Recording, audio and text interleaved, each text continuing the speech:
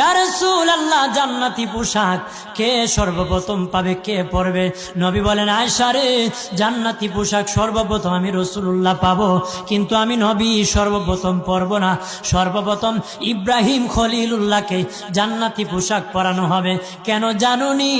ইব্রাহিম নবীকে নমরুদের আগুনে যখন ফেলে দেওয়া হয়েছিল, দুনিয়ার সব ছেড়ে দিয়েছিল, বাড়ি ছেড়ে দিয়েছিল, সম্পদ ছেড়ে দিয়েছিল, মা বাবা ছেড়ে দিয়েছিল, এমনকি গায়ের জামা যখন খুলে নে, ইব্রাহিম কয়েক কাপড় ছেড়ে দিতে পারি, আমার আসমানের মালিককে ছেড়ে দিতে পারি না। ওই দিন আল্লাহ ইব্রাহিমের সাথে অঙ্গীকার করেছিল, ইব্রাহিম আজকে তোমাকে সকলের সামনে উলঙ্গ করে লজ্জায় ফেলে দিয়েছি ইব্রাহিম, তারপরে তুমি আমাকে ছাড়ো নাই। আমি কিয়ামতের দিন সকলের সামনে মুসলমান, বেঈমান, কাফের, নাস্তিক যারা তোমাকে উলঙ্গ করেছিল, তাদের সামনে আমি আল্লাহ আনুষ্ঠানিকভাবে তোমাকে কাপড় পরায়া দিব।